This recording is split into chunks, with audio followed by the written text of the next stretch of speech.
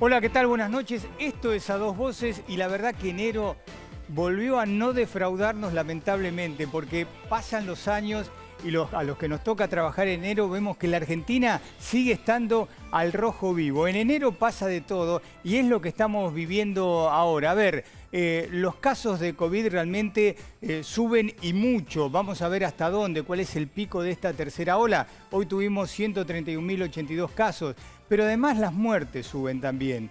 75 muertes en las últimas 24 horas notificadas y es un dato que empieza a preocupar al gobierno porque no tenían en sus planes un número semejante. Pero además las largas colas para el testeo, además el cansancio del personal de salud, el nuevo protocolo que entró en vigencia. De todas esas cosas vamos acá a hablar en A Dos Voces en un verano en una Argentina al rojo vivo. Está Luis Cámara, que es médico clínico, es una de las personas que escuchan en el gobierno. Está Jorge Hefner, que es virólogo, investigador del CONICET. Martín Hoffman, que es director de la Red de Infectología de la ciudad. Y está también Javier Maroni, que es director del Hospital Evita de Lanús, con el que hablamos varias veces aquí en A Dos Voces. Realmente es un tema que nos preocupa, ¿no? Todo lo que está pasando. Pero decimos que es un verano caliente porque hay escándalos diplomáticos, hay escándalos políticos, hay peleas en el oficialismo, hay peleas en la oposición, una negociación con el Fondo Monetario que no se termina de cerrar, la economía que está dando vueltas y que da sorpresas todos los días. Bueno, todo eso está pasando en enero con una Argentina y un verano caliente y por eso la producción hizo una tabla de la temperatura que estamos viviendo en política, porque la política no ha dejado de recalentar a esta Argentina. Ahí tenemos. Hemos hecho un termómetro, ¿no? Con 43 grados está el gobierno contra la justicia. Sabíamos que el 1 de febrero Delía estaba al frente de una marcha para pedir que se vayan los miembros de la Corte Suprema de Justicia. Pero calentó más el tema que Juan Martín Mena, el viceministro de Justicia, apoyara esta marcha. Y llamó también más la atención que Alberto Fernández, después que habló Mena, salió a criticar nuevamente a la Corte Suprema de Justicia. Así que si algo hay con alta temperatura en este enero es esta marcha contra la Corte Suprema de Justicia. Pero ¿qué más tenemos? Bueno, con 42 grados pusimos en este termómetro la polémica por un acusado de la AMIA en Nicaragua. Está Waldo Wolf con nosotros, el legislador, pero que además Wolf ha seguido muy de cerca todo lo que es la investigación de los atentados contra la AMIA y contra la Embajada de Israel. Después vamos a hablar con él porque hizo una denuncia contra funcionarios nacionales. ¿Qué es lo que pasó? Asumió Daniel Ortega. Daniel Ortega, que todos lo conocimos cuando llegó por primera vez al poder en Nicaragua y parecía la renovación, una brisa de aire nuevo para Nicaragua y terminó siendo un dictador como se lo califica. Estuvo rodeado en la asunción para un nuevo mandato mientras estaban encarcelados dirigentes de la oposición, representantes de la Argentina, de Venezuela, de Cuba, pero hubo un personaje especial ahí que fue el enviado de Irán, nada más ni nada menos que quien fue jefe de la Guardia Revolucionaria y quien está señalado como el ideólogo del atentado contra la AMIA. Nos estamos refiriendo a Mohsen Rezai. Bueno, estuvo ahí. ¿Qué pasó? Pasó que la Argentina no lo denunció, está con alertas rojas. Él tenía que haber sido denunciado por el gobierno argentino o por el gobierno de Daniel Ortega, porque si sale del país rige la alerta roja de Irán y por lo tanto tiene que ser detenido para que responda ante la justicia por haber sido mencionado como autor ideológico del atentado contra la AMIA. ¿Qué es lo que pasó? Daniel Capitanich, el embajador, dijo: yo no lo vi, la verdad que no lo vi. Esa es la posición oficial de la embajada. Y por eso ponemos el tema a esa temperatura tan alta. Pero bueno, después tenemos en 41 grados las vacaciones en el exterior del Caribe de Volnovich, que es la titular del PAMI, y su pareja, Martín Rodríguez, que es el segundo del PAMI. Hay que aclarar que no es que llegaron siendo pareja, sino después se conocieron estando dentro del PAMI al Caribe. ¿Qué es lo que pasa cerca de Cancún? Estuvieron. Es que Alberto Fernández había trascendido desde el propio gobierno, desde la propia presidencia, que Alberto Fernández quería que sus funcionarios permanezcan de vacaciones en el país. ¿Por qué? Por un lado, por una cuestión de imagen, por una cuestión de la situación económica del país, porque además la Argentina estaba tratando de que los argentinos no viajen al exterior, no gasten, por eso las limitaciones en la compra de divisas, en la compra de tarjetas. Una cuestión, yo estoy a favor de que viaje todo el mundo, porque es la libertad de cada uno vacacionar donde querramos realmente. Así que esa es mi posición. Pero ¿qué pasa acá? Tenemos por un lado la posición del presidente y por otro lado las actitudes del gobierno para que no viajen. Entonces llamó la atención el viaje de funcionarios. Quien viajó también a Cuba, en este caso, fue Ferraresi, el ex intendente de Avellaneda, que es ministro de Hábitat y Vivienda. Pero la gente de Ferraresi aclaró que Ferraresi le pidió autorización a Masud, al jefe de gabinete de la Nación. Así que bueno, este es otro termómetro, el de 41 grados. A ver, vamos bajando pero poquito en la temperatura. Y ponemos a la oposición, la interna por Juntos por el Cambio. En cualquier país normal, cuando un gobierno tiene tantos problemas, no importa ahora del signo político, cuando un gobierno tiene tantos problemas, la oposición trata de sacar provecho del gobierno, ¿no? Porque ese es el juego de la política. Bueno, nada de eso pasa en la Argentina. En Juntos por el Cambio, bueno, está Wolf acá, después vamos a ver, pero en Juntos por el Cambio están todos peleados, hay internas, mejor dicho, radicales, algunos radicales contra dirigentes del PRO, de la línea dura, del macrismo, radicales entre ellos, que están peleados. Bueno, ¿qué pasó? Claro, y los celos que genera Rodríguez Larreta, que estuvo con Morales, ¿no? Porque están enfrentados el radical con el posible candidato a presidente Rodríguez Larreta, pero también Rodríguez Larreta hizo alianza con Lustó, lo que genera un ruido dentro del radicalismo, por eso no aprovecharon en nada la situación que se está dando y por eso ponemos a la oposición con 40 grados también en este verano caliente. Bueno, y también vamos a hablar de este señor, ¿no? Vamos a ver lo que pasó hoy en Mar del Plata con Milei, que sorteó su dieta como diputado nacional. Ese es Milei, sí, aunque parezca mentira, entrando al escenario con su gente donde hizo el sorteo, exaltado realmente Milei, y uno lo vamos a charlar con él, ¿no? Porque uno se pregunta, Javier Milei renegaba de la política, ¿no? Renegaba de la casta política. Y bien se le puede dar la bienvenida a la casta política a Milei con esto que acaba de hacer en Mar del Plata. Digo, ¿a dónde llegó la política, no? Es cierto que... Ahí lo vemos. A ver, escuchémoslo porque no vale la pena que yo hable.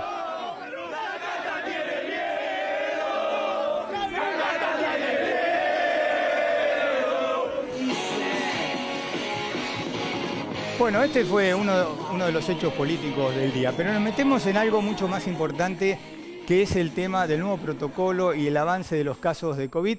Yo quiero mostrar algunas imágenes de lo que vivimos en las últimas horas, porque por un lado vemos, acá hay médicos, directores de hospitales, virólogos, infectólogos, todos trabajando para que los argentinos pasemos esta tercera ola de la mejor manera posible. Pero hay una parte de los argentinos a la que esto parece no importarle para nada. Esto fue Mar del Plata, Mar del Plata o Pinamar, Mar del Plata, con el After Hours y la cantidad de gente que se juntó uno al lado de otro, sin importarle nada. Bueno, ahora estamos viendo estas imágenes, pero en realidad las imágenes más fuertes son las del After. Ahí está, ahí estamos viendo eso. Eso bien es Pinamar, pero bien esta imagen también es de Mar del Plata. Ustedes miren, yo imagino que para un médico, para un infectólogo, para un director del hospital que hacen tanto sacrificio, dice, tanto sacrificio, y eso es una marea de contagio de COVID. Pero también se vivió algo especial en Corrientes, ¿no?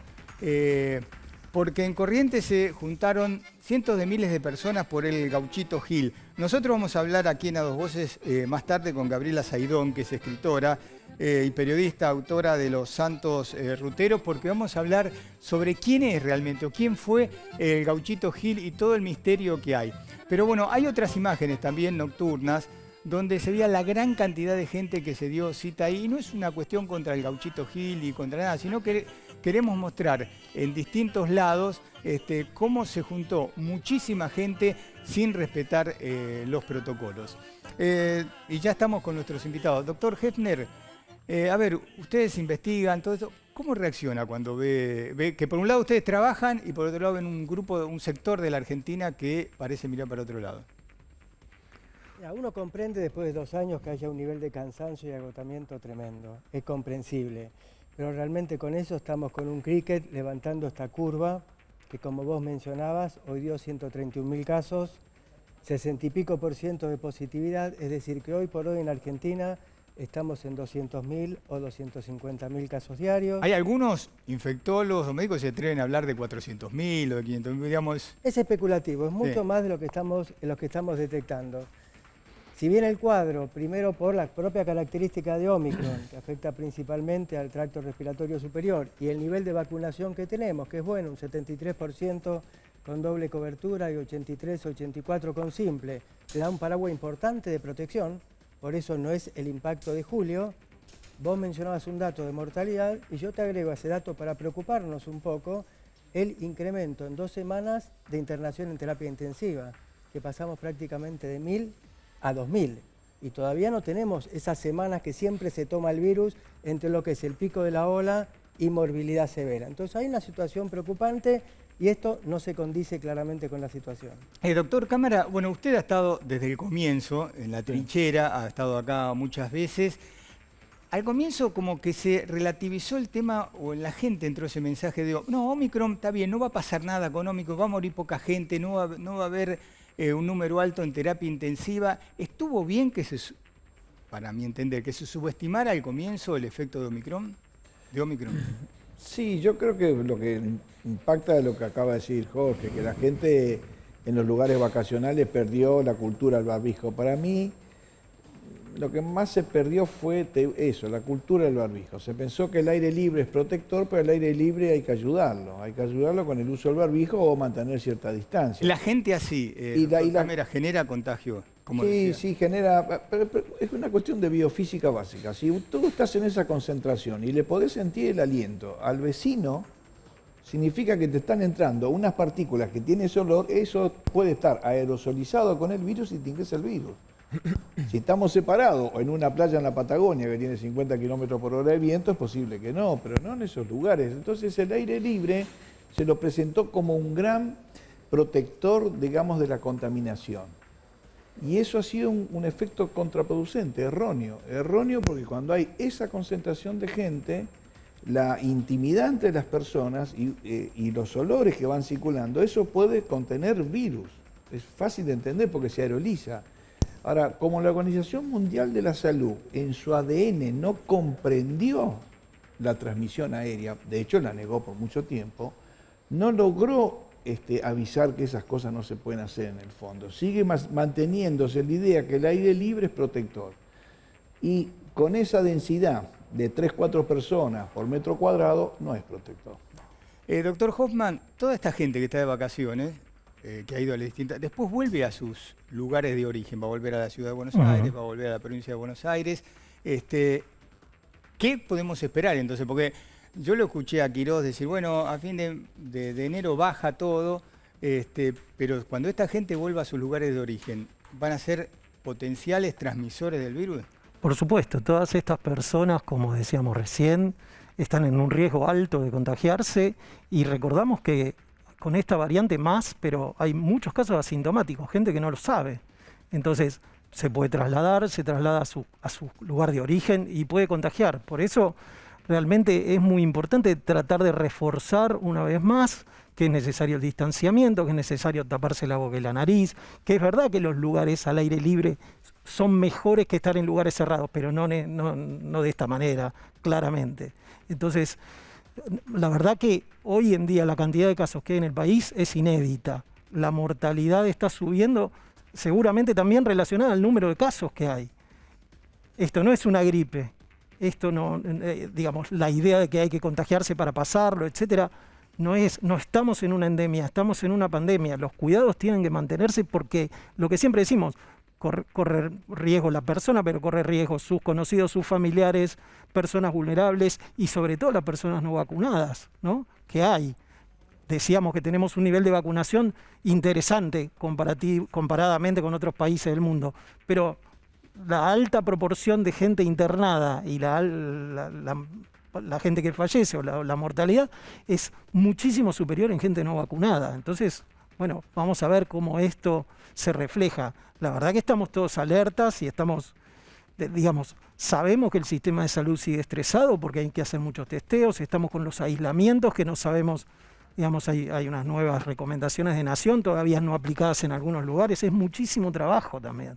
Entonces, la verdad que la situación es muy preocupante y está bueno siempre reafirmar cuáles son las medidas que tenemos que tener para tratar de evitar el contagio de esto. Doctor Maroni, en usted queremos representar un poco a los hospitales públicos. Usted está al frente del Hospital Evita en Lanús. ¿Cuál es la situación que se está viviendo? Porque por un lado vemos las largas colas de testeo, pero por otro lado vemos a un personal de salud que nos hace remontar al comienzo de todo esto, que lo vemos estresado, contagiado. Bueno, sí, preocupación, por supuesto, pero es una preocupación que nosotros tenemos desde el inicio de la pandemia. Yo celebro las palabras del colega. Aquí hay una responsabilidad social que hay que sostener, mantener y estimular para que todas estas cosas empiecen a disminuir. Aquí es diferente a lo vivido anteriormente, es decir, tenemos una curva de ascenso en contagios, pero no es una curva de ascenso en internaciones y en fallecidos. Y si uno pone la nariz... O sea, ¿no le preocupa tanto lo que está pasando, que aumentó el nivel de terapia intensiva y el número de muertos? Siempre preocupa, pero nosotros hemos tenido 1.900 fallecidos día, hoy tenemos 75. Y eso se debe a un solo hito, a una epopeya, a un orgullo que es la vacunación. Nosotros en provincia de Buenos Aires estamos llegando al 90% de la vacunación con una sola dosis y un 75% con esquema completo. Y si uno pone las narices en las terapias intensivas, hubo funcionarios de Capital que dijeron lo siguiente: 65% de los pacientes internados por COVID en las terapias intensivas no están vacunados, no se quisieron vacunar. Y en provincia de Buenos Aires el 80% de los pacientes que están en terapia intensiva no se han querido vacunar. Nosotros lo vemos a diario, pibes jóvenes. Hoy se ha derivado un paciente de 25 años antivacunas a la terapia intensiva del Hospital Álvarez de la Capital Federal. Permanentemente es esto, pero hay una diferencia notable, que es el tema de la vacunación. ¿Ustedes notan muchos antivacunas de los hospitales? Aquí es poquito, es muy poquito, y ese poquito se ve en la expresión de los internados. Lo que sí nos preocupa es la vacunación de los chicos, de los niños. Eso sí tiene que ser un tema central para todos los comunicadores. De todos lados, tenemos que vacunar. En las puertas del otoño ya tenemos que completar la vacunación de los chicos. A ver, yo quiero preguntarle al doctor Cámara, yo hace un par de días que en Telenoche y acá vengo hablando del tema de la vacunación de los más chicos, pero tenemos un problema. El otro día estuvo respondiendo como ustedes a todas las cosas la ministra Bisotti, y me decía, para los chicos tenemos de 3 a 11 años Sinopharm, sí, pero necesitamos Pfizer. Y se demora en ANMAT. La solución para esa vacunación es que destraben, autoricen transitoriamente, o no sé cómo se llama, Pfizer. Sí, yo creo que esa es una solución, pero yo creo que el problema es un poquito mayor, que hay mucha gente que no se está queriendo vacunar por un consejo que se generó de tratar de esperar la vacunación, que fue transmitido por a veces el mundo de la pediatría. Perdón, ¿qué significa esperar la vacunación? Esperar un poco a que se sepa cómo van a funcionar las vacunas, digamos, porque es cierto que los procesos han acelerado.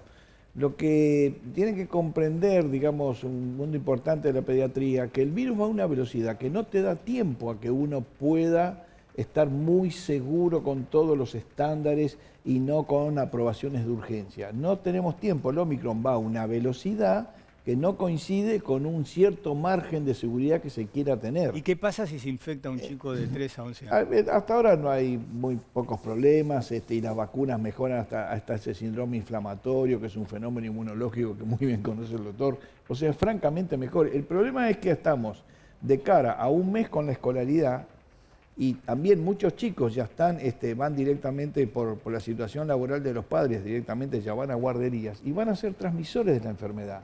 Y lo van a sostener la enfermedad, y la pandemia puede durar más tiempo.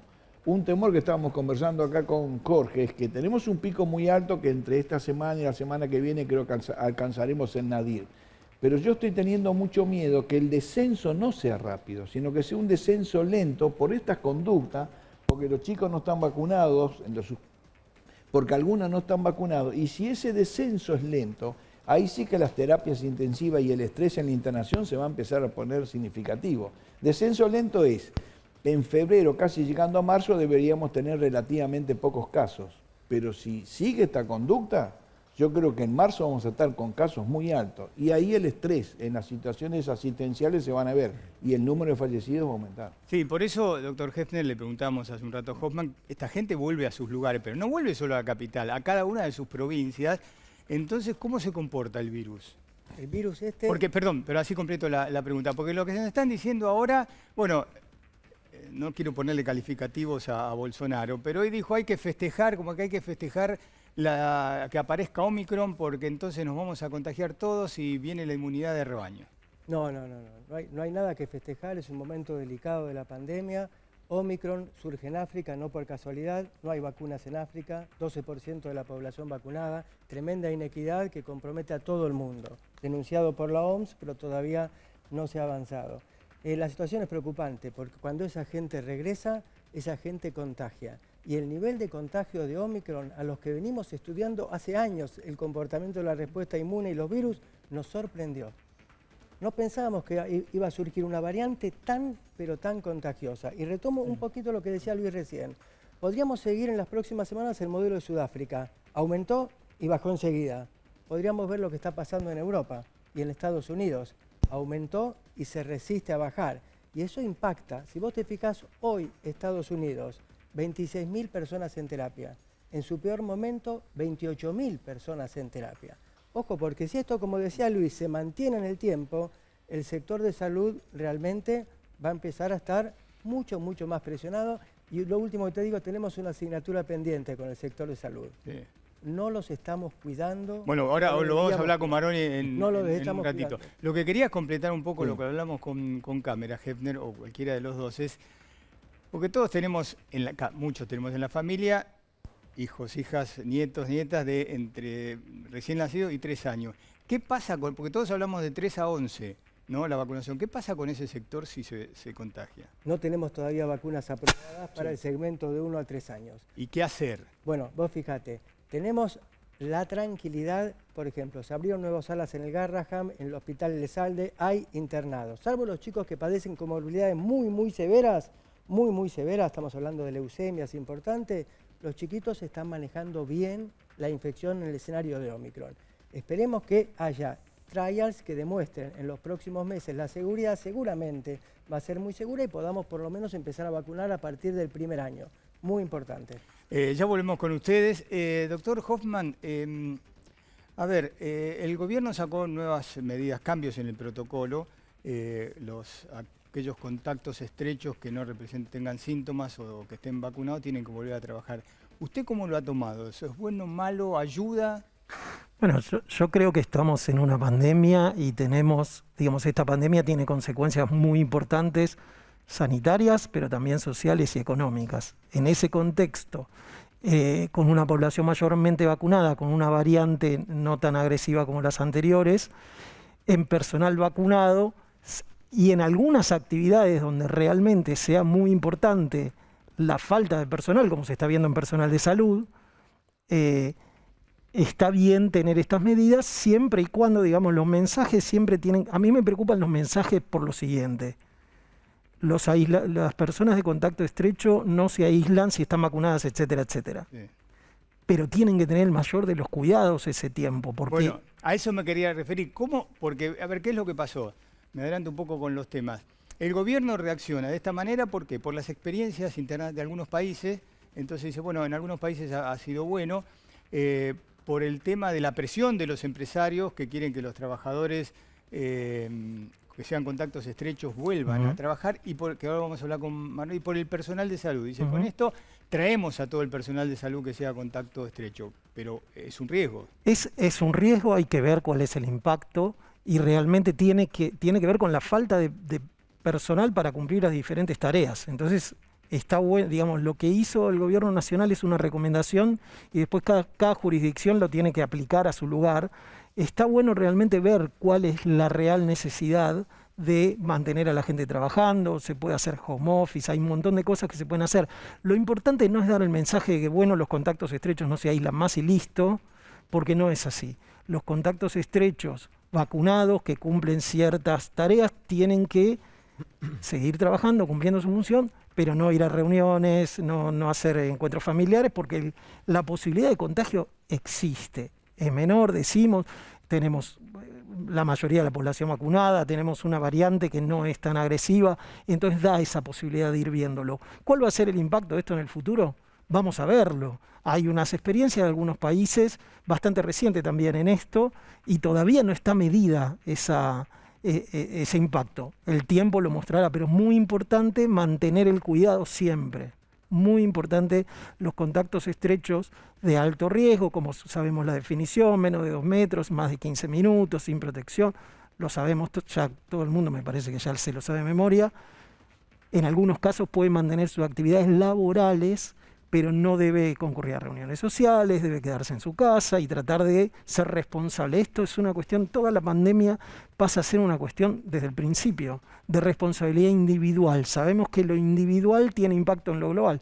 Claramente esto está demostrado, entonces es muy importante mantener los cuidados. Doctor Maroni, ¿cómo lo ha recibido usted? ¿Esto va a ayudar a que personal de salud que es contacto estrecho no se quede en su casa y vaya a trabajar? Exactamente, sí, sí. Es una resolución que nosotros hemos festejado. Nosotros necesitamos que el cirujano oncólogo no esté en su casa sin síntomas, con esquema de vacunación completo, mirando Netflix. Lo necesitamos operando, extirpando el tumor para después que el paciente empiece a hacer sus sesiones de quimio. De esa manera lo necesitamos. Por eso es que hemos festejado esta resolución. Y además, por otro lado, no hay que olvidarse el tema económico de nuestro país. Nuestro país está levantando económicamente su estatus y entonces esto genera un movimiento económico que también es importante sostener. Vuelvo un segundito al tema de pediatría. Es algo que me preocupa de verdad. Nosotros tenemos hacia diciembre, este último diciembre, desde La Quiaca hasta Ushuaia, pasando por nuestras Islas Malvinas, 257 niños fallecidos de 0 a 17 años. En el macro es poco, es un 0.06. Ese es el problema, que hablamos recién con el tema de las muertes. Como es tan poco, decimos, no, hay 57 muertos, hay 240 y pico. Inaceptable, Alfano, inaceptable. Esto es así, son niños. En nuestro hospital Evita de Lanús ha fallecido una niña de 8 años. Si usted supiera, están muertos en vida esos padres. Entonces, necesitamos vacunar a todos nuestros niños. Hay que convocar a los padres, convocar a los abuelos a que lleven a los chicos a vacunarse. Libere Pfizer, porque para los chiquitos. Acá en Argentina está lleno de vacunas, de hecho... No, pero ojo, porque Bisotti, Hoffman quiere hablar, ya volvió, pero acá Bisotti dijo que Sinopharm y Pfizer, no me habló de otras vacunas para los niños, no sé... Sinopharm es lo correcto, de 3 a 11 años, Pfizer a partir de 11 años hasta 17, pero a Argentina le sobran vacunas. Hoy nosotros estamos donando vacunas a pueblos hermanos, usted lo sabe. Sí, no, está claro, sí. Entonces, vacunas tenemos. Pero perdón, ¿esas vacunas se pueden aplicar a los chicos de 3 a 11 años? Sí, sí, sí. Hoy por hoy lo que están aprobado es Pfizer a partir de los 5 en protocolos internacionales, lo tendrá que aprobar ANMAT, Sinopharm a partir de los 3 años y Moderna también se está empleando, las 3 están llegando a la Argentina. Formalmente en la Argentina, hoy por hoy, está aprobada Sinopharm, está pendiente la aprobación que vos mencionabas. Entonces lo que es necesario es una gran campaña para que las padres... Una gran campaña. De todos, necesitamos de todo, de todos los comunicadores, es muy importante. Ustedes desde aquí pueden hacer mucho bien o mucho daño, es importante que hagan bien. Hacemos bien, yo hago bien. Okay. No, quería agregar lo que decía el colega, que decía el cirujano lo necesitamos operando. Yo soy médico hospital público también, y es verdad, pero corremos el riesgo de contagiar a nuestros familiares, digámoslo. El personal de salud esencial realmente está demostrando que es esencial, como otras, digamos, no solamente, hay otras actividades que son muy importantes. Esto muestra lo importante de la situación. Por eso es tan importante cuidar al personal de salud, por eso es tan importante cuidar la salud pública, porque realmente somos los que estamos dando respuesta y ahora, contacto estrecho de alto riesgo, vamos a ir a trabajar con todos los cuidados que supone estar con contacto estrecho de alto riesgo, que es vestirse con toda esa vestimenta con 30 y pico de grados de calor en la ciudad de Buenos Aires. Digamos, me parece que es muy importante remarcar esto. Es la tarea de nosotros, del personal de salud, es muy importante en la pandemia y es esencial, y está bueno que todos tomen nota de eso, sobre todo la gente encargada de gestión, ¿no? Doctor Cámara, usted hablaba hace un ratito que hay una deuda pendiente con el personal de salud. ¿Quién la tiene que saldar esa deuda? Sí, qué pregunta. Yo creo que tenemos una deuda. A mí se preguntaron, digamos, qué es lo que el personal de salud sintió a lo largo de todo este tiempo, y yo te digo que nos faltó que por lo menos hayan hecho un mimo. La verdad que a lo largo de estos 2 años el personal de salud se ha sacrificado mucho, ha hecho cuestiones de un trabajo impresionante, toda enfermería, kinesiología y todo lo que tiene el hospital. Y te digo que hemos recibido una respuesta muy magra por parte de la sociedad. Una respuesta muy magra. Y las escenas que nosotros... Bueno, pasamos, eso lo quería decir, pasamos de los aplausos del personal de salud a esto, no quiero decir una palabra porque no sé cómo calificarlo, descerebrado, a estos que agreden a los médicos en los hospitales o a los que están a cargo de los testeos. De una cosa a la otra pasamos. Y esto pasa porque yo lo veo, la pandemia la veo como una guerra. Tenemos un ejército invasor que vino, nos invade en todos lados. No, nosotros no buscamos al ejército, el ejército quiere entrar en mi casa, y dentro de una guerra hay una cosa que hay que tratar de mantener que se llama la moral de la tropa.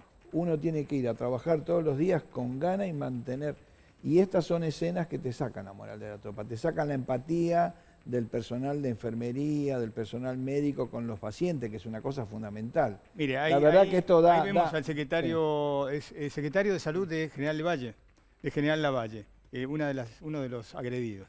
Sí, eso es una cosa que, por otro lado, y también una cosa que un poco nos molesta, que no hay una respuesta clara con las personas que se hace eso. Es como que uno está como a su suerte, te pueden agredir y después decimos, uy, qué mal que te agreden, pero no se le genera una presión clara al agresor. El agresor no tiene un castigo, tiene más vale muchas veces justificaciones políticas, ¿me entendés? Y la verdad que también eso también te molesta, porque uno está así agredido, está lastimado, está herido, al otro día hay que salir a trabajar otra vez de nuevo, hay que enfrentarse con esa realidad, y uno necesita que la otra persona en quien uno está por ayudar te devuelva un mimo, aunque sea, no sé si me entiende. No te estoy hablando de la cuestión económica, que también es una cosa que impacta muchísimo y que la gente se siente muy mal, pero los que estamos movidos un poco por la pasión, te puedo asegurar que un reconocimiento moral es muy importante, y que eso falte te duele mucho. Seguimos con esto, solamente quiero decirles que ya está Javier Milei, con él vamos a hablar, está en Mar del Plata, hoy sorteó su dieta, ahí lo vemos a Milei, le agradecemos. Y después le voy a hacer la pregunta, ¿ingresó hoy Milei a la casta política argentina, sorteando su dieta, él que renegó tanto de la casta política? Ya vamos a estar con él. También Guado Wolf está aquí con nosotros. ¿Por qué? Por todo este escándalo que hubo en Nicaragua con la presencia de quien es calificado como el mentor ideológico del atentado contra la AMIA. Vamos a hablar de eso, vamos a hablar también de la marcha del 1 de febrero contra la Corte Suprema de Justicia. Pero recién estábamos hablando con el doctor Cámara del personal de salud, con el doctor Maroni, de cómo están a full los hospitales públicos, y vamos a saludar a Claudio Velocopid, que es el titular de la Unión Argentina de Entidades de Salud. ¿Qué tal, Velocopid? ¿Cómo le va? Buenas noches. ¿Cómo estás? Buenas noches. Hablamos del sector público, queríamos saber cómo está también el sector privado, ¿no? Porque vemos saturación en materia de testeos, pero queríamos saber cómo la está pasando también el personal de salud y en qué condiciones están ustedes. Bueno, yo dividiría la situación en dos. Desde el punto de vista de la complejidad del sector privado, lo venimos manifestando hace un montón de tiempo.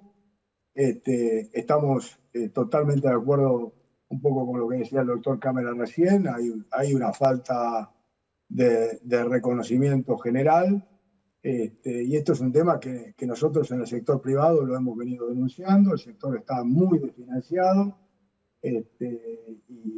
y tiene infinidad de problemas que nosotros manifestamos de manera constante, ¿no?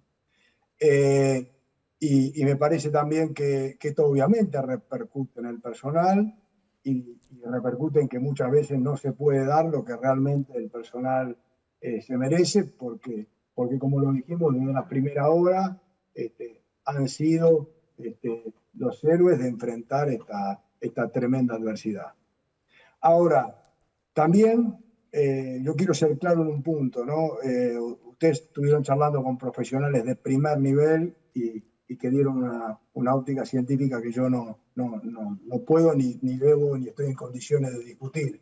Lo que sí quiero decir es que la situación de la pandemia hoy es absolutamente diferente a la que teníamos cuando no teníamos vacuna.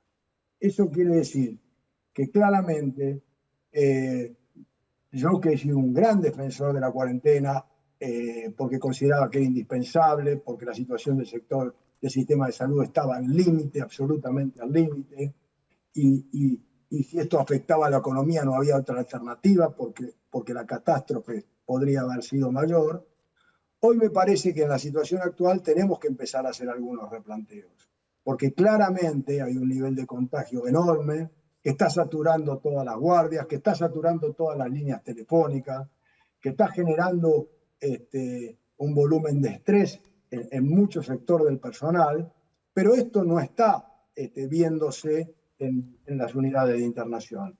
Y si sosteníamos que eran necesarias las medidas extremas, porque el gran problema de la pandemia era que el sistema de salud no colapse, hoy esa no es la circunstancia. Y cuidado que lo terminemos de hacer colapsar por un volumen de testeo gigantesco que ya, esto no dicho por mí, sino dicho por muchos científicos en el mundo, muchos ya se están preguntando cuál es el sentido, ¿no? Velocopit, sobre eso le quiero hacer las dos preguntas para cerrar, quizás usted las puede unir. Primero, si usted está a favor del autotesteo, de que se compren los test en la farmacia, y si esto va a descomprimir la situación en los sanatorios privados, o en realidad va a ser solamente para un sector reducido de la población que tenga la plata para ir y comprar testeos para él o para su familia. Sí, cualquier situación que ayude a descomprimir, bienvenido sea, pero mientras estemos en este nivel de información a la gente, ¿no? de angustia que muchos sectores representan, de requerimientos para determinadas cuestiones, los niveles de testeo no van a bajar. De hecho, lo que estamos viendo en las últimas horas muestran claramente que así no sucede, ¿no? Entonces hay que tener, claramente hay que tener cuidado con qué arma le estamos disparando a la situación actual. Y estamos generando, bueno, a partir de ahora comienzan a haber cambios en el sistema de aislamiento, pero todos estos sistemas afectan enormemente también la economía, ¿no? Entonces, así como he dicho en un momento, no había otra alternativa de afectar la economía porque no había otro plan, me parece que ahora tenemos que empezar a entender que hay otros planes para la situación actual. Por supuesto, esto se monitorea, como digo yo, diariamente, porque nadie tiene la bola de cristal y las cosas pueden cambiar. Pero la situación actual hace que el sistema de salud, en lo que era la complicación básica, cuando no estaba la vacuna, que era la internación, hoy no está teniendo inconvenientes en ese sector, ¿no? Velocopit, gracias por haber estado esta noche en A Dos Voces. No, gracias a usted. Bueno, ya vamos a seguir con el doctor Cámara, con el doctor Hefner, con el doctor Hoffman y con el doctor Maroni. Pronuncié los 4 bien sin mirar el papel, así que es un logro. Vamos a ver si los médicos me aprueban. Vamos a seguir hablando de ellos. Está, ya dije, Guado Wolf. Vamos a hablar del tema Irán, del tema corte. También llegó Gabriela Saidón, ¿no? Vamos a hablar sobre el fenómeno del Gauchito Gil. 300.000 personas en Corrientes, más allá de lo que vimos recién, el riesgo de contagios, pero ¿quién es el Gauchito Gil en realidad? ¿Existió, no existió? ¿Es de Corrientes o en realidad es bonaerense por la manera de vestir? Bueno, con Gabriela vamos a hablar de ese fenómeno que atrae a una parte muy, pero muy importante de la Argentina. Así que si vos sos seguidor del Gauchito Gil, quédate en A Dos Voces. Pero vamos con la imagen que mostramos hace un rato de Mar del Plata, donde estaba re contento Milei porque regaló su dieta. Ahora después le vamos a preguntar cuánta gente se anotó y todo, pero ahí estaba Milei con sus seguidores.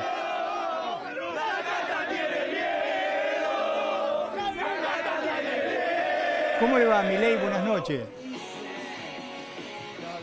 ¿cómo estás? Me escucha bien, ¿no? Sí. Sí, ya te escucho perfecto. Yo miraba esto, Milei, a ver, yo hago política del retorno a la democracia en la Argentina. Vi esta imagen, lo vi a usted negociando con Patricia Bullrich. En realidad no abrió la puerta y entró, y es uno más de la casta política. Usted ha renegado siempre de esto. Y sigo renegando de la casta política. Por eso es muy importante definir bien qué es casta política. Casta política es aquellos políticos que, conociendo que ciertas políticas le hacen daño a la población, aún así deciden seguir haciéndolos para beneficio de la corporación política y para no ir sobre la corporación política y decir la casta. Ejemplo, le doy un ejemplo muy concreto, Edgardo. El caso de Leandro Santoro, defendiendo, por ejemplo, lo que es el control de capitales y lo que fue, por ejemplo, la restricción a las divisas al turismo. Él admitió que era una medida antipática, que era una medida que hacía daño, sí, pero él decía, bueno, no hay otra alternativa. Bueno, una tremenda mentira. Ahí estaba la gran mentira. ¿Por qué? Porque en realidad si había un problema que faltan dólares, entonces que liberen el mercado y que vas a ver cómo aparecen los dólares, deja de haber un problema de exceso de demanda. Y si el problema es que entonces iba a subir mucho porque hay muchos pesos, entonces tiene que haber menos pesos en la economía, entonces habría que hacer el ajuste fiscal para no emitir tanto. Claro, pero eso implica tocar los privilegios de la casta política. Entonces, por ejemplo, Santoro, Leandro Santoro, cuando bueno, tiene usted que estuvo acá con él, entre perjudicar a la gente. No, bueno, digamos, o sea, yo tengo la peor de las opiniones, o sea, de él y, digamos, de aquellos que constituyen la casta. Pero lo menciono porque, digamos, cada vez que habla suele decir en función de un falso altruismo propio de los socialistas, que implica, digamos, siempre caridad con el dinero ajeno, ¿sí? Bueno, entonces ahí tenés un gran ejemplo de lo que es casta, o sea, elige una política que le causa daño a la población con tal de no tocar los privilegios de sus amigos politicuchos. Ahora, Milei, yendo a lo que pasó hoy, ¿cuál es la diferencia entre regalar electrodomésticos, conseguir planes de punteros, regalar ropa o sortear una dieta? ¿Cuál es la diferencia? Bueno, a ver, primero es que, digamos, usted tiene ahí casos donde explícitamente se fomenta una sociedad de saqueadores, donde usted le está prometiendo que le va a sacar algo a alguien para dárselo a otro, con lo cual implica un trato desigual frente a la ley, implica un robo, ¿sí? Digamos, hay una cuestión conceptual de que se le roba a alguien para dárselo a otra persona. Pero esos políticos que hacen todo eso no la hacen con la de ellos, la hacen con la nuestra. En cambio, en mi caso, yo lo que estoy haciendo es devolverle a la gente lo que se le sacó por la fuerza. Es conceptualmente muy distinto. Milei, bueno, ahora vamos a que me cuente bien lo que pasó, pero digo, para ir con la cuestión ideológica de todo esto, ¿por qué sorteó la dieta y no la donó, por ejemplo, a una institución pública, a médicos que investigan? Ese es el punto, Edgardo, muy bien, porque, a ver, si yo lo hubiera donado, estaría haciendo caridad con el dinero ajeno. Entonces, en ese sentido, también está en contra de la forma en la cual yo pienso. La verdad es que una solución ideal podría ser que yo queme ese dinero, pero si yo hago eso me meten preso. Es la plata de todos los argentinos, entonces, le pagamos todos a usted. Bueno, digo, yo puedo hacer lo que quiero con mi plata, es mía. Lo que pasa es que algunas bueno, es un diputado, tiene que dar el ejemplo, ¿no? No, digo, bueno, digamos, puedo dar mi ejemplo mostrando que soy mucho más libre y tengo una mente mucho más abierta y liberal que el resto de los cavernícolas que constituyen la casta política. O sea, por lo tanto eso no sería un problema. El problema es que, digo, está tipificado como delito, digamos, o sea, encima que el Banco Central falsifica dinero, uno no lo puede destruir. Ahora, ese es una de las cosas. Y entonces, ¿cuál era la forma que yo tenía para que sea más amigable y con menos intervención discrecional? Sortearlo, es algo absolutamente aleatorio. Entonces, el dinero que se le sacó por la fuerza al pueblo, al menos en mi caso, vuelve al pueblo. Milei, vamos a hablar de lo que pasó hoy, concretamente todo lo que giró en torno a ese sorteo. ¿Cuánta gente se anotó? La cantidad de personas que se anotaron superó el 1.000.000 de personas y la cantidad de personas que visitaron la página superó los 7 millones. A ver, yo no sé, yo le iba a preguntar cuánto gana, pero yo no, vio que el gobierno lo va a investigar para ver si usted violó la ley sobre información pública, no sobre los datos personales. ¿Usted considera eso lo puedo... No violé sí. nada, así que es parte de las operaciones de este gobierno de ensuciar a alguien que está trabajando verdaderamente en función de la función que tiene, que es representar al pueblo. Le paso algunos datos, Edgardo, que son muy, muy importantes. El primer tema es, ¿qué datos pedíamos nosotros? Sí.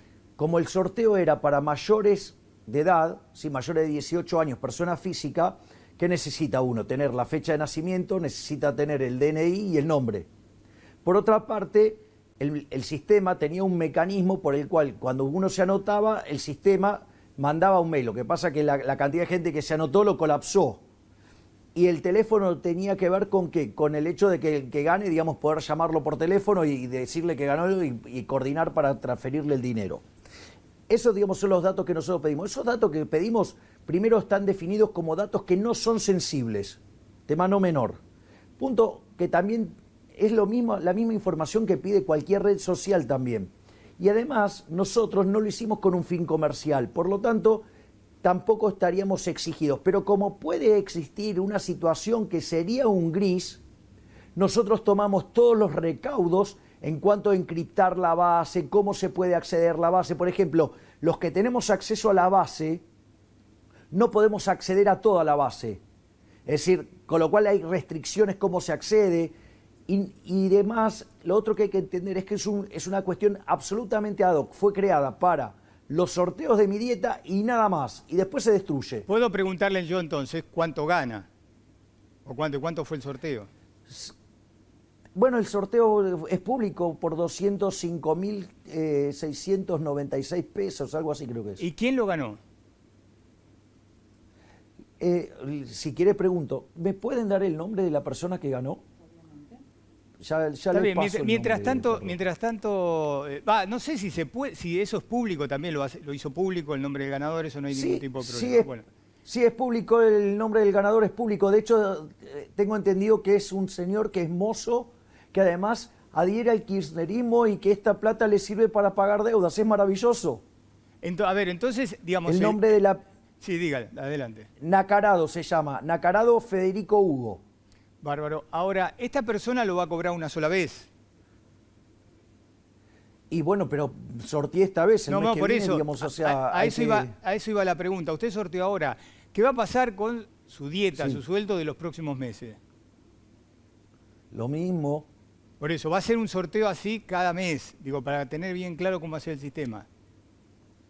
Exactamente, sí. Sí, porque yo, digamos, dije que iba a renunciar a mi dieta. Mire, Edgardo, yo estoy cumpliendo con todas mis promesas de campaña. Por ejemplo, dije que yo iba a renunciar a mi trabajo en el sector privado. Yo era economista jefe de uno de los 3 grupos económicos más grandes de la Argentina. El día 9 de diciembre renuncié. ¿Por qué? Porque formalmente yo asumía el día 10. Otra promesa de campaña que dije es, estoy en contra de un presupuesto que tenga déficit, porque es inmoral. Si usted revisa el discurso mío, yo voté en contra del presupuesto del kirchnerismo, alegando la inmoralidad del mismo. Después me comprometí con la gente a nunca subir impuestos ni crear impuestos, y ahí voté en contra de la aberración que hizo con bienes personales el kirchnerismo. Además, o sea, me coordiné con Gerardo Milman, ¿sí?, para impulsar la eliminación 2 artículos del Código Aduanero que están en contradicción con el artículo 75 de la Constitución para poder eliminar las retenciones. Y por otra parte, sí, una baja del IVA al nivel previo a cuando Cavallo en el gobierno de Menem lo llevó del 18 al 21 como algo transitorio y quedó permanente. Y después dije que iba a donar mi dieta y eso es lo que acabo de hacer, va a sortearla. Sí, dos preguntas breves. Sí. La primera tiene que ver con la cantidad de gente que se anotó. ¿Usted considera que eran seguidores suyos o en general la gente se anotó por la necesidad de plata como se anota en un concurso de televisión para ganar plata? Yo creo que puede haber una cuestión de necesidad, que puede ser cierto, y también creo que tiene que ver con el desprecio que está sintiendo cada vez más las personas respecto a las castas políticas, porque de una de las cosas que se dieron cuenta que esto dejaba en evidencia la casta política. De hecho, las reacciones y las persecuciones... Deme un segundo, son Milei, propias de porque eso. está en línea Sí, claro. el señor Nacarado, que es el que ganó. Federico creo que es. Ah, Federico, Hola. ¿sí me escucha? Hola, sí, sí. ¿Cómo le va, Federico? Buenas ¿Qué noches. tal? Buenas noches. Lo tenemos a Milei desde Mar del Plata. Dígame, Federico, ¿por qué se anotó? Y porque la plata viene bien. Porque Milei decía que, bueno, usted desde el punto de vista ideológico no tiene nada que ver con él, sino es kirchnerista. Y sí. ¿Me escuchas? Sí, sí. Sí, o sea que es por una necesidad. ¿Usted considera que la mayor cantidad de gente que se anotó ahí es por la situación económica que estamos viviendo y que todo ayuda la plata de la dieta de Milei o ayuda lo que fuese? Y en realidad sí. Bueno, no sé, cada uno tiene sus motivos. A mí No, pero- me anotó mi mujer. También, porque sí. Y si es un concurso, ¿por qué no anotarse? Sí, y, digamos, por eso le iba a decir, ¿está contento de ganar entre, no sé, 1 millón de personas, entre la cantidad enorme de gente que se anotó? Sí, la verdad que sí, hoy estoy muy contento. Sí. Bastante loco esto, nunca había ganado nada, así que... Bueno, te está escuchando Milei, si le querés decir algo. Bueno, ¿qué tal, Javier? Muchas gracias. ¿qué tal? No, Federico, por favor, un placer haber podido contribuir a mejorar tus finanzas personales. Porque tengo Así es. entendido que vas a estar, digamos, pagando deudas.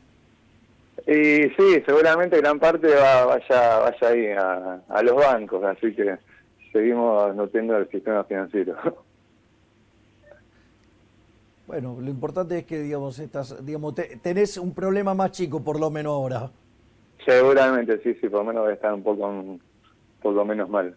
Federico, bueno, tu familia contenta, vos contenta. ¿Vos qué opinás de Milei? ¿Qué opinabas antes del sorteo, antes de ganarte la dieta de él? No, ahí me mataste, ¿verdad? Que no tengo una opinión formada de él. Pero bueno, si prometió algo y lo cumple, ya eso es algo. Importante. Milei, Federico, ya están habilitados para los próximos sorteos, porque usted va a estar 4 años en la Cámara de Diputados en En el principio. caso de Federico, como ha ganado, tendría, o sea, acaba de salir de la base, se tiene que volver a anotar si quisiera participar. ¿Y qué vas a hacer, bueno. Federico? Sí, no, me anoto nuevamente, seguro. Bueno, te tenés fe, te ves con chance. Bueno, Federico, Capaz que es una buena racha, hay que aprovecharla. Federico, te agradecemos. Bueno, todo, como vos decís, en una situación tan difícil como la económica, para vos lo político está al costado, para vos lo que vale es la plata que te vas a llevar porque va a ayudar a pagar deudas, me decías. Y sí, está complicado, obviamente, así que viene bien la plata. Eso. Bueno, Federico, pasala bien, lo mejor para vos y tu familia. Bueno, muchas gracias. Buenas noches. Bueno, Milei... Gracias por participar, Federico.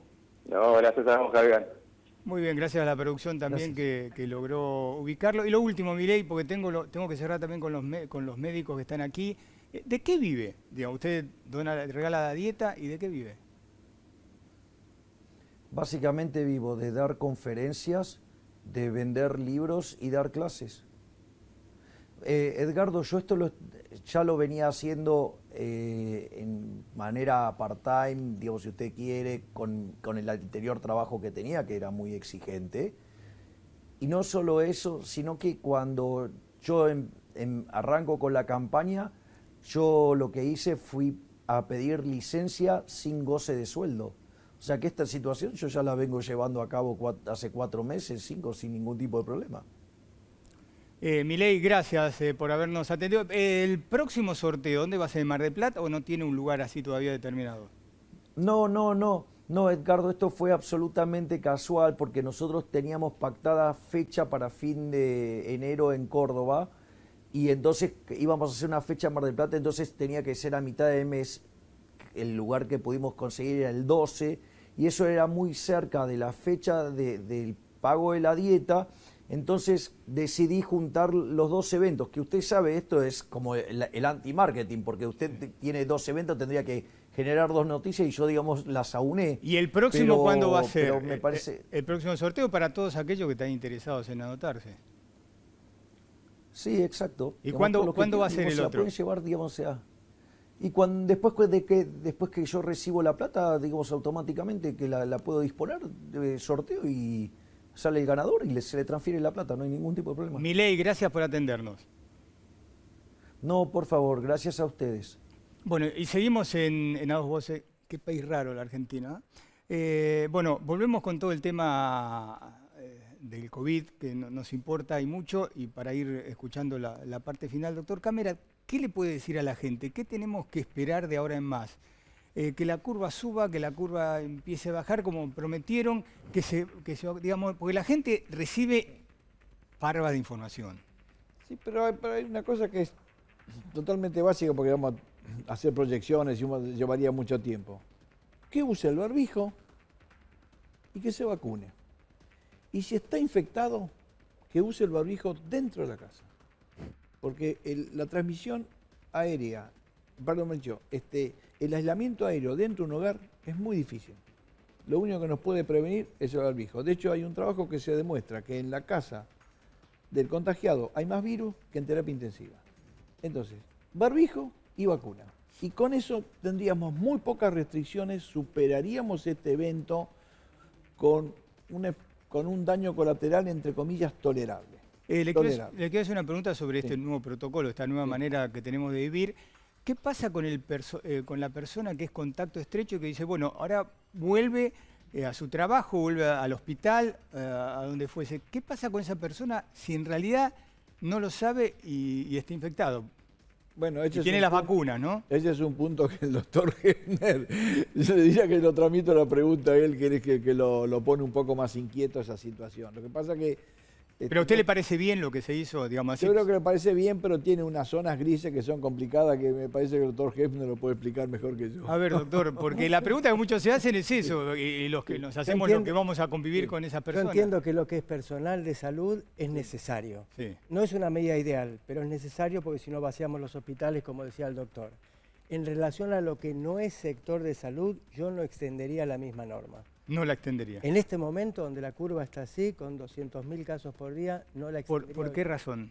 Bueno, porque contribuye a seguir aumentando la curva. Sí. Es decir, vas a tener gente, incluso sabemos que con esquema de vacunación completo, Omicron permea las defensas, no para inducir una infección severa, pero sí para inducir una infección leve que te permite transmitir. Entonces, el sector de salud, que le estamos metiendo una presión adicional al sector de salud. Sí, claro. Es otra más que le estamos incorporando. Y yo le haría mimos más una recomposición salarial. La verdad, que no vendría, una recomposición salarial nunca vendría mal para el personal de salud, sobre todo el personal público. Y privado también, que se quejan de lo que ganan. Y un temita más que se le iba a hablar con Cam, pero bueno, se lo plantea usted, pero está entre los dos. Porque acá se dice, no, tenés 3 vacunas, pero también nos han dicho, nos han enseñado que las vacunas van perdiendo efecto a partir de los 50 años. ¿Es así o no es así? Sí, van perdiendo efecto, pero yo creo que si estamos bien vacunados, por ejemplo... ¿O qué pasa con los mayores que tienen las 3 dosis? Bueno, siempre que a medida que aumentamos la edad, la inmunidad, el experto de inmunidad es el doctor, se va perdiendo inmunidad. Pero si tenemos, yo creo que toda la población con 2 dosis y un buen grupo de población con 3 dosis, uno puede tolerar esta ola, de vuelvo así, con un daño colateral controlable. Después habrá que ver con el tiempo cuánto va durando esa inmunidad y si me contagié con el Omicron, cuándo me volvería a contagiar. Si sucede lo que varios virólogos dicen, que es un coronavirus que va a formar parte de los coronavirus que nos dan rinitis, es posible que esa inmunidad creo que puede durar 4 años, ¿no? Cada tanto, ¿no? Entre 2 y 4 Entre 2 y 4 años puede durar la inmunidad. Ahora, yo veo al coronavirus es como empezar de nuevo. El territorio de casa, de coto de casa de este coronavirus, del Omicron, no es como el del Delta, que es los no vacunados y los de una dosis. Nos puede contagiar a todos y lo estamos viendo con gente de 2 y 3 dosis de vacuna que el coronavirus te impacta. Gracias, doctor Cámara. Doctor Hefner, siguiendo lo que decía Cámara recién, ¿qué pasa? Porque a todos nos dicen, no, el Omicron lo vamos a sortear, va a terminar siendo como una gripe, si tenés las 3 vacunas está todo bien. Pero ¿qué pasa si un joven contagia a una persona mayor que tiene las 3 vacunas, pero que no tiene el mismo efecto que... porque nos dicen, sí, por ahí para el joven El Omicron, bien, lo vemos en la playa, pero ¿qué pasa para los mayores, para los abuelos?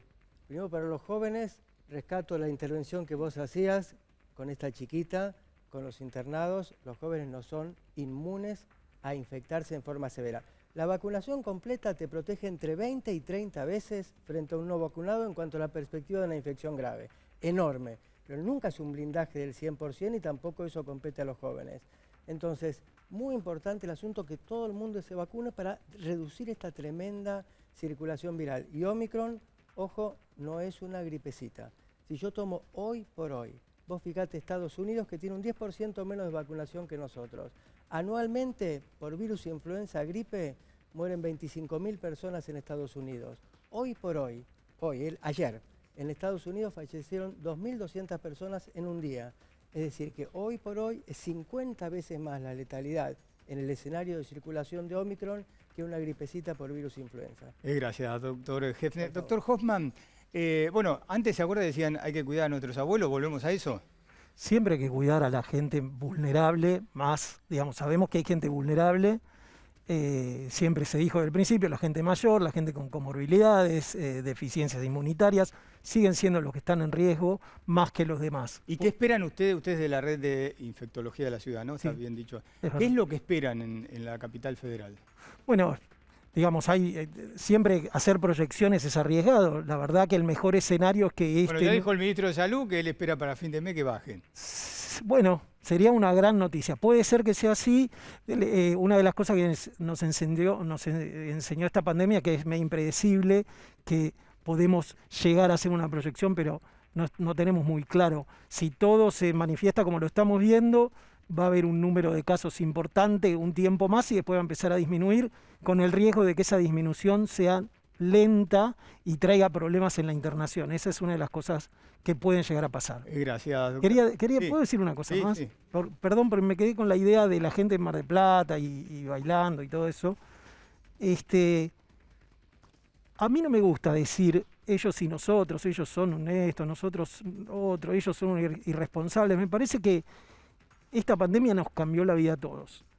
Se comunicó de una manera muy especial en todo el mundo. Hay gente en contra de la pandemia en todo el mundo, digamos, no creo que es un fenómeno local, pero digamos, los mensajes que se dieron desde ciertos lugares de gestión, políticos, de comunicación, a veces no fueron muy claros. Me parece que nuestra responsabilidad es ser claros y explicar bien lo que pasa a esa gente que por ahí no entiende y tiene una idea distorsionada de la realidad. Hay de todo, ¿no?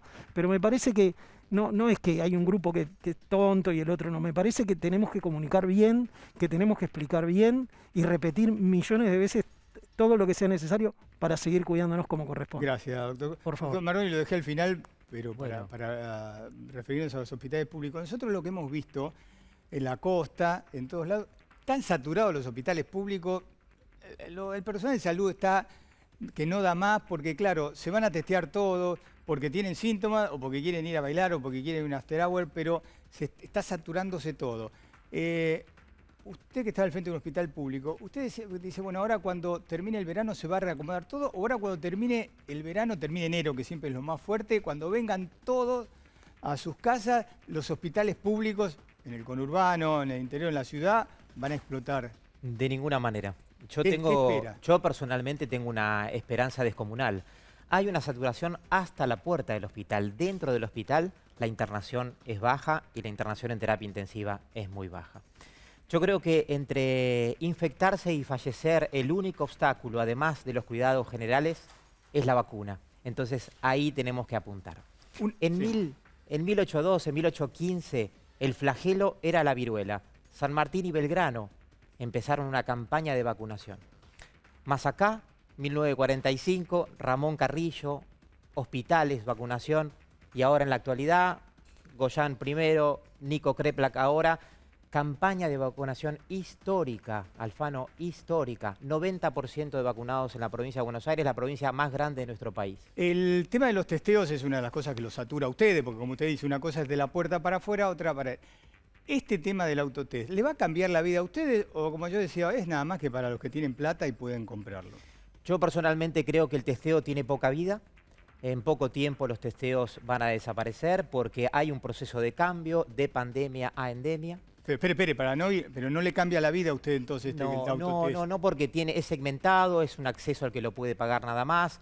Hay una preocupación de qué es lo que se puede hacer después que tira el kit, digamos, dónde va, eso es un residuo patológico. Digamos, hay algunas preocupaciones en el medio también. Pero la gente quiere testearse, usted vio, uno lo entiende además. Sí. Porque a mí me pasaría, yo iría a hacer la cola para testear. En realidad, si uno se quiere testear por viajar, que se pague, porque satura el hospital público. Eso, yo soy de esa idea, pero digo, si uno va donde pueda, voy a mi obra social, uno si tiene obra social, lo mejor ir a la obra social y no saturar el hospital público, el que no tiene plata. Pero estamos en los últimos días de testeo, se lo puedo asegurar. Hay que testear a aquel paciente que necesita ser internado. Si usted se acerca a las filas de testeo, no hay ninguno con dificultad respiratoria, no hay ninguno con fiebre, no hay ninguno con tos. Contagian solamente los que están infectados en la fila. Bueno, gracias, doctor Baroni, gracias por haber estado esta noche con nosotros. Bueno, la semana pasada estuvo la ministra Bisotti, hoy estaban todos estos especialistas. Estamos tratando en A Dos Voces de hacer las preguntas que vos querés hacer con relación al COVID. Bueno, ya está en los estudios Gabriela Saidón, ¿no? Con ella vamos a hablar. Tiene tantos seguidores, Gauchito Gil. En un ratito vamos a ver quién es en realidad Gauchito Gil, por qué genera tanta atracción. Si el Gauchito Gil es correntino o por la forma que adquirió es bonaerense. Y si existió o no existió, si vos sos seguidor de Gauchito Gil, no tomes mal lo que estoy diciendo, pero son las preguntas que los que no sabemos mucho del Gauchito Gil nos hacemos. Pero bueno, vamos a hablar con Guado Wolf, que es diputado nacional. ¿Cómo le va, Guado? Gracias. Waldo. Pero siempre le he dicho, veo que me cuesta a veces decir los nombres correctamente. Parecido al ministro, todo bien. Pero... Wolf, a ver, la verdad que fue un escándalo ver a Moyen Rezai, asignado como el autor ideológico del atentado contra Lamia, que fue jefe de la Guardia republicana, la Guardia Revolucionaria, tanto en el ataque contra la embajada como con Lamia, verlo en la asunción de Daniel Ortega, pero sobre todo porque estuvo el embajador argentino ahí, Daniel Capitanich, y dice que no lo vio. ¿Cómo ha tomado todo esto? Porque usted hizo una denuncia. Bueno, evidentemente no es un escándalo para todo el mundo. Por suerte, para una enorme mayoría de los argentinos, perdón, lo vivimos más que como un escándalo, porque en la Argentina los escándalos tapan a otros escándalos, sino como una política de Estado que no se condice con el sentir de aquellos que luchamos por que comparezcan los iraníes en la Argentina, ¿no? Yo me pregunto y le pregunto al oyente, le pregunto a usted, ¿cómo tomaría usted lo que le pasa hoy a los familiares? Yo estuve charlando hoy con Luis Chilleski y otros familiares que dicen, bueno, si mi Estado, cuando tiene la posibilidad de accionar políticamente y ejecutivamente para pedirle la captura, además a un país que está desarrollando un acto de por sí repudiado por la Argentina democrática, la Argentina institucionalizada, aquellos que creemos que no hay que apoyar dictaduras. Además, perdón, paréntesis, nosotros venimos ya de nuestra historia con el pacto con Irán, ¿no? Sí. Por eso, a mí me parece que es una afrenta a la trayectoria y a la tradición de la Argentina y a la tradición que tuvo en su momento Néstor Kirchner. Porque Néstor Kirchner fue un hombre que tuvo una visión y un comportamiento totalmente opuesto al que tuvo el kirchnerismo desde su muerte. Néstor Kirchner fue quien creó la unidad fiscal AMIA, fue quien designó al fiscal Nisman, fue quien designó a Jaime Estiuso para que investigue, fue el que iba a las Naciones Unidas y daba discursos enérgicos en contra de Irán. Y Irán acusado por la justicia argentina, refrendado por Interpol. Y ver que nuestros gobernantes se hacen los distraídos porque nos cargan, es una falta de respeto. Que Moyen Rezai iba a esta asunción, se sabe en el mundo hace semanas porque figura en portales internacionales. O sea que usted no le cree. Capitanich hoy, su superior le pidió una explicación, él dijo, no lo vi, estaba en otro lado. No le creo a Capitanich, no le creo a Cafiero, no le creo al presidente, no le creo a la vicepresidenta, no le creo. Ellos se abrazan con Irán, se abrazan con Ortega. ¿Sabe por qué no le creo? Porque lo que debería haber hecho la Cancillería, si realmente está comprometida con esta política de que comparezcan los iraníes, mínimamente llamar a consulta al embajador nicaragüense en la Argentina y llamar a sanción y a dar explicaciones más enérgicas al embajador argentino en Nicaragua. Y no lo hizo. Sacó un comunicado lavado en el que no le pide tampoco la detención, no figura que le piden la detención de este iraní que tiene pedido de captura internacional.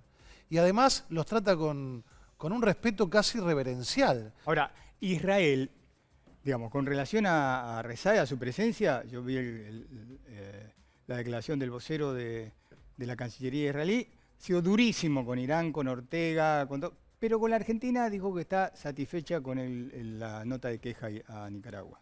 Por eso, como yo no represento los intereses de Israel y soy argentino, que tengo una religión libre de ejercer tal cual lo establece el artículo 14, a veces estoy de acuerdo con el Estado de Israel y a veces no. Israel tiene sus problemas y no necesariamente la posición del Estado de Israel se condice con la mía como diputado nacional y no acuerdo para nada. A mí me da mucha vergüenza lo que ha hecho mi país. Me da mucha vergüenza tener que llevar a mis hijos cada día a instituciones con medidas de seguridad aeroportuarias porque no confío en el Poder Ejecutivo de mi país. Porque viaja y cuando tenemos una posibilidad histórica, aunque sea de declamarlo políticamente, porque después si quiere entramos en lo jurídico y en la denuncia que yo hice.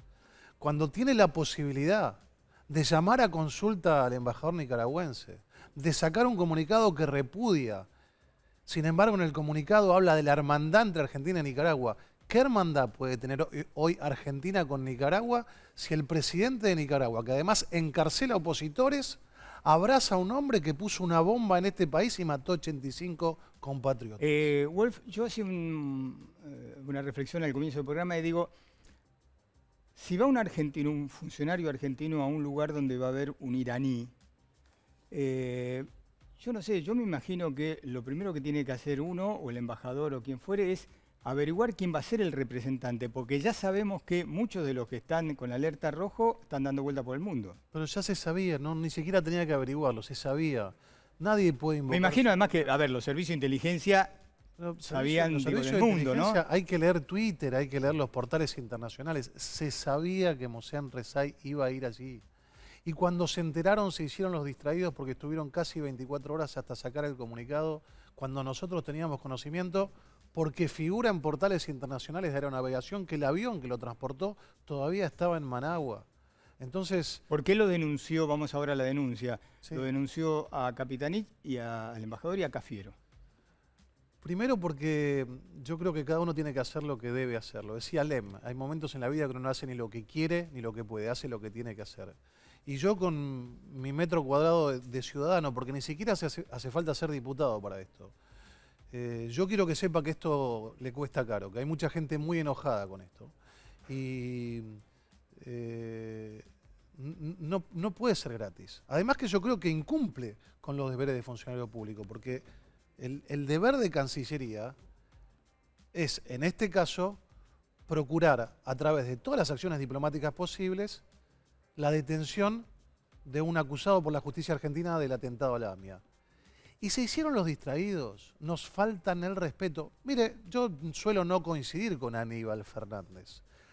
Este gobierno tiene esa característica, ¿no? Es oficialismo y oposición, ¿no? En todos los sentidos.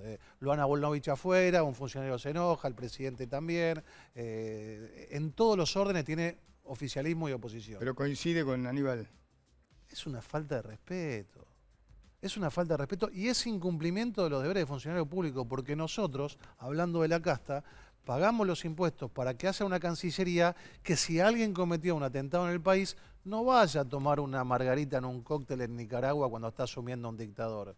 Si está en Nicaragua, que saque un comunicado, que exhorte, que intime, que intimide al gobierno nicaragüense. Por lo menos averiguar quién es el iraní. No, pero además ya es un oprobio que la Argentina asista a la asunción de un hombre que encarcela a la oposición. Y otro oprobio es que no procure la detención de alguien que atentó en nuestro país. Así que es una denuncia que junto con otros diputados he presentado, ha caído en el juzgado de Casanelo.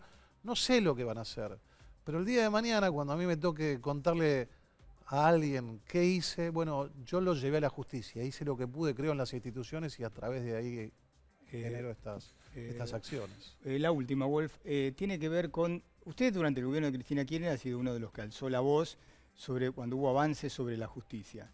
El 1 de febrero hay una marcha promovida, entre otros, por Luis Delía para, como se dice comúnmente, para echar a los miembros, para que se vayan... Luis Delía, un amigo de Irán, un hombre que promovió el desembarco, es el 27 de... Nunca negó sus 27 relaciones, ¿no? de enero es el cumpleaños de Luis Delía porque es el día que se firmó el memorándum con Irán y en una conversación épica, histórica con Khalil Yusuf, le decía, hoy es un día muy importante para la Argentina porque se va a cumplir lo que venimos trabajando hace 6 años, le decía Delía a Yusuf.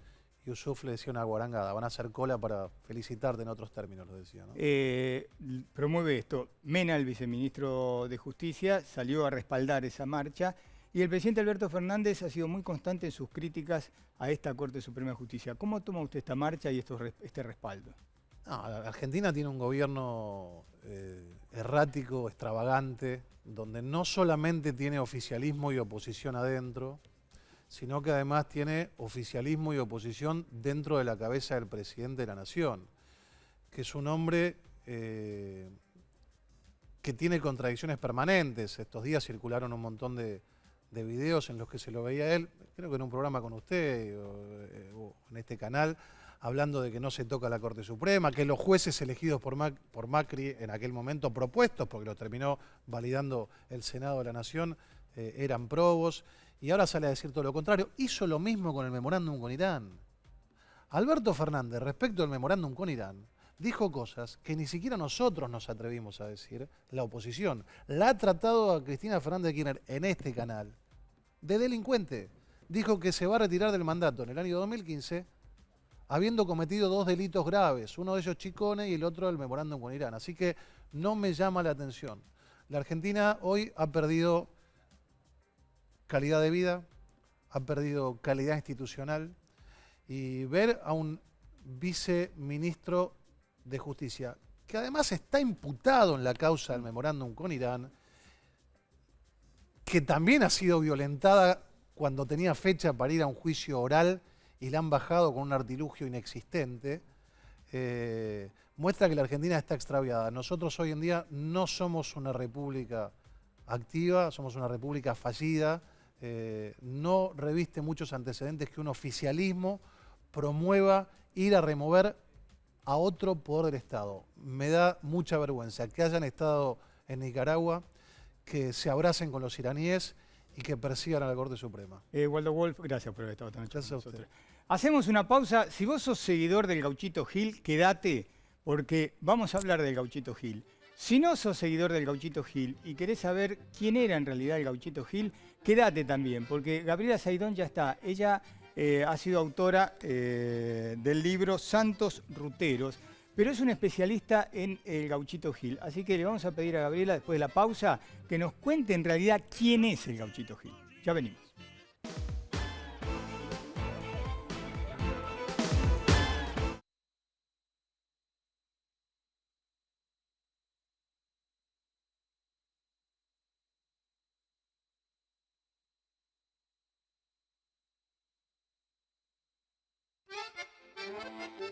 Bueno, ahí estamos viendo lo que pasó esta semana. Miles, cientos de miles de personas en Corrientes para venerar al Gauchito Gil. La verdad que nos sorprendió a todos, más allá de lo que dijimos, ¿no?, con los infectólogos, de lo que pasó en la costa, en Corrientes, del tema de la no utilización de barbijos, pero nos vamos a meter en el fenómeno Gauchito Gil. Está Gabriela Saidón, que es autora del libro Santos Ruteros, ¿no? Que yo estaba viendo porque ese libro, digamos, Gabriela habla de todos los santos ruteros que te puedas imaginar, pero nos vamos a centrar en el Gauchito Gil. ¿Cómo estás, Gabriela? Gracias por estar con nosotros. No, gracias por invitarme. Gracias. ¿Te sorprende que cada vez haya más gente en los días del Gauchito Gil? No, no me sorprende porque, y menos ahora en pandemia, porque el Gaucho Gil es un gaucho médico. Entre otras funciones, es un gaucho al que se le piden cuestiones vinculadas con la salud. Así que imagino que mucha gente le está pidiendo algo vinculado a la pandemia también. Decime, ¿le van a pedir como a un santo de la Iglesia Católica? Exacto, para el creyente, para el promesante, para el creyente de los santos populares, que como vos decís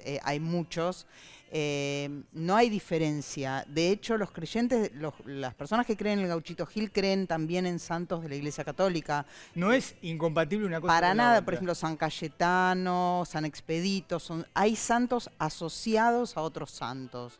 Entonces, por ahí, un creyente del Gauchito Gil también puede ser creyente de San Cayetano, de San Expedito, de la Virgen María, por supuesto, de Cristo. O sea, no es incompatible para el creyente. La mayoría de los creyentes de las religiones populares son católicos en la Argentina, además.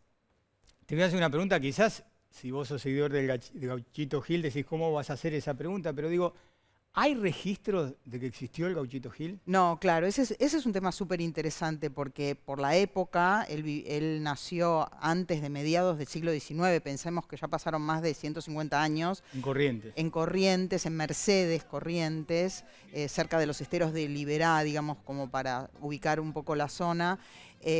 No había registros necesariamente de los nacimientos, no había registro civil y las personas solían ser inscritas en las iglesias y no hay un registro de que... Ni registro civil, ni, digamos, registro civil no había, pero en iglesias no hay ningún No hay registro de su nacimiento, por lo cual la existencia de la persona física, Antonio Gil Núñez, que así se llamaba, no está confirmada desde el registro, está confirmada a partir de historias.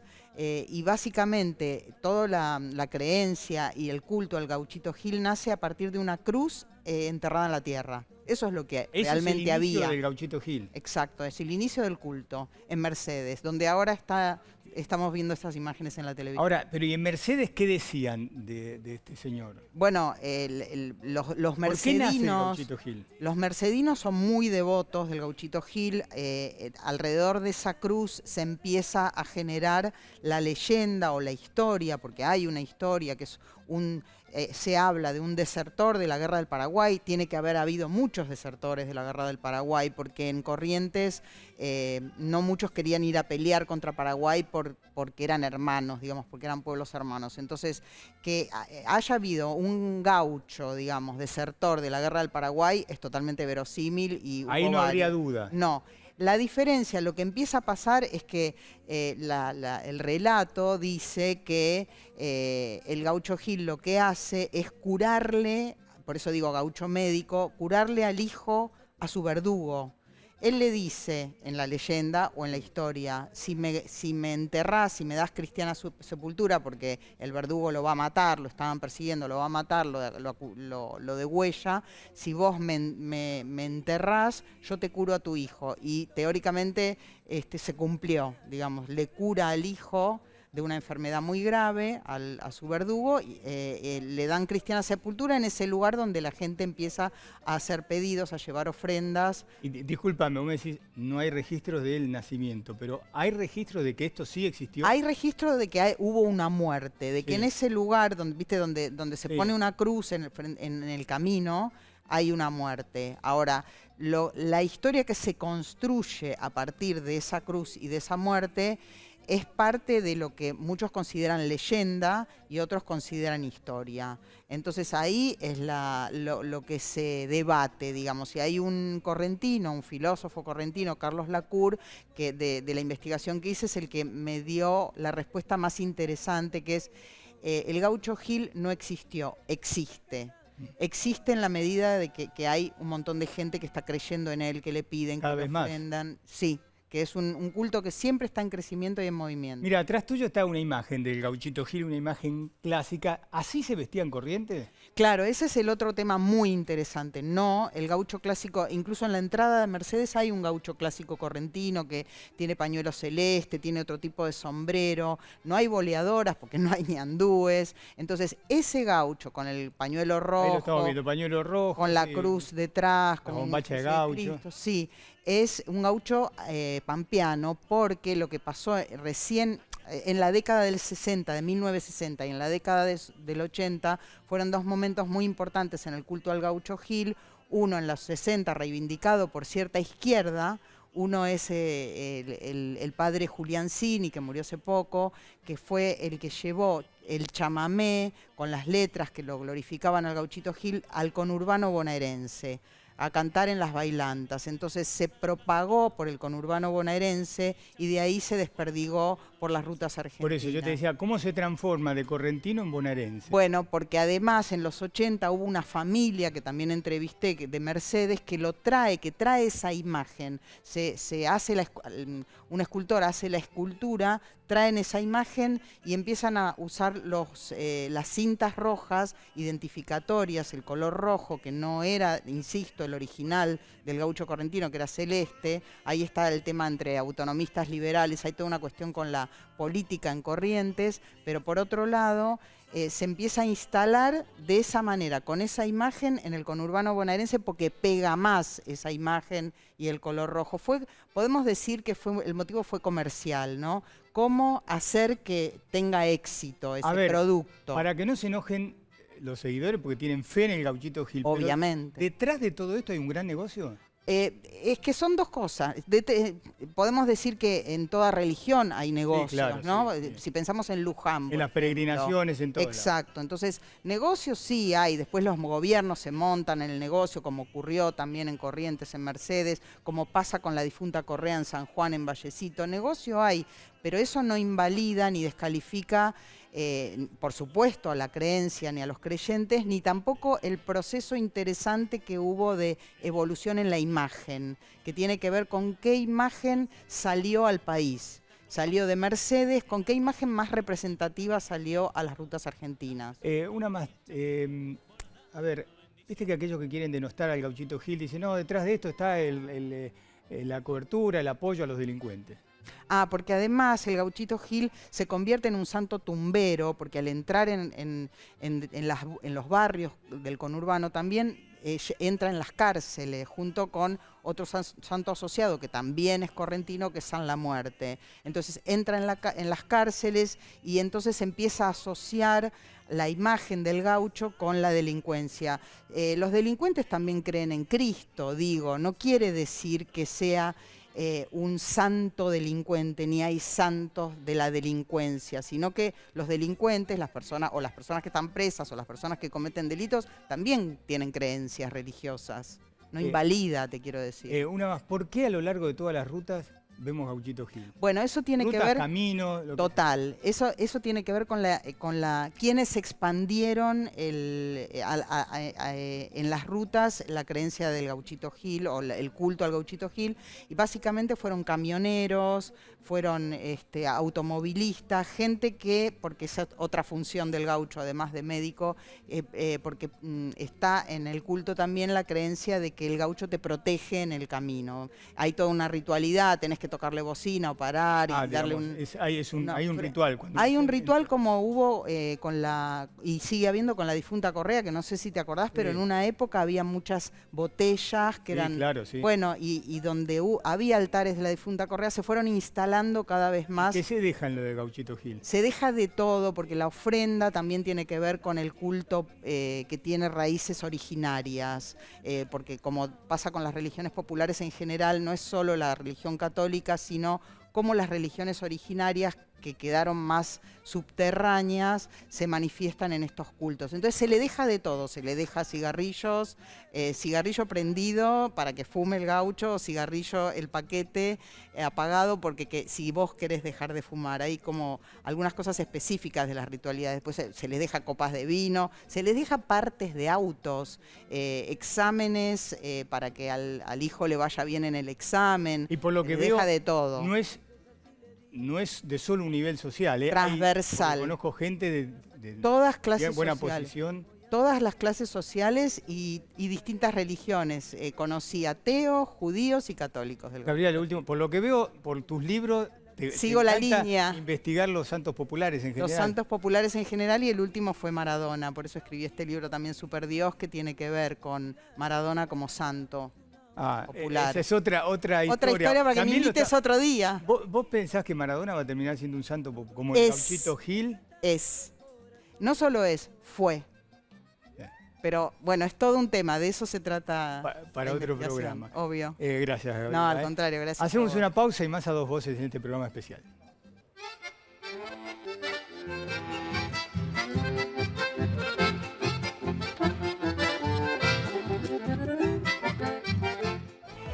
Bueno, llegamos al final. ¿Qué programa hoy a dos voces, no? Por un lado, los infectólogos, representantes de hospitales, virólogos, sobre el tema de la noticia, ¿no? De todos estos días que es el COVID.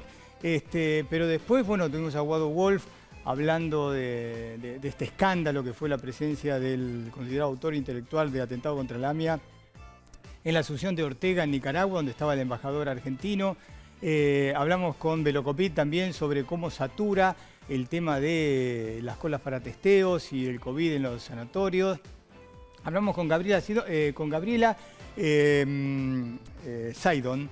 Saidón sobre el Gauchito Gil. Es impresionante los mensajes que estoy recibiendo, sobre todo mucha gente del Gauchito Gil que está enojada por algunas cosas que dijimos. Bueno, pero es así el Gauchito Gil. Y además, un logro de la producción muy, pero muy bueno. Francisco Anselmi, que se está recuperando rápidamente. Agustín Del Hoyo, Nacho, la verdad, todos, me acuerdo, no hace falta, me acuerdo de Agustín Del Hoyo, ya lo tengo incorporado. Lo que hicieron, el logro periodístico de juntar a Milei con el ganador de su dieta, ¿no? Más de 200.000 pesos. Este hombre que encima no milita con Milei, es kirchnerista, pero que se anotó por necesidades económicas y ganó entre cientos de miles de personas. Bueno, en febrero va a ser el segundo sorteo de Milei, con el que discutimos sobre si esto no es algo típico de la casta política de la que él reniega. Bueno, en fin, como decimos, enero no falla, ¿no? Un enero complejo, con una Argentina al rojo vivo, más allá de las temperaturas que vamos a vivir, porque como ya dijeron nuestros meteorólogos, mañana sigue la ola de calor. Marcelo Bonelli está disfrutando sus vacaciones.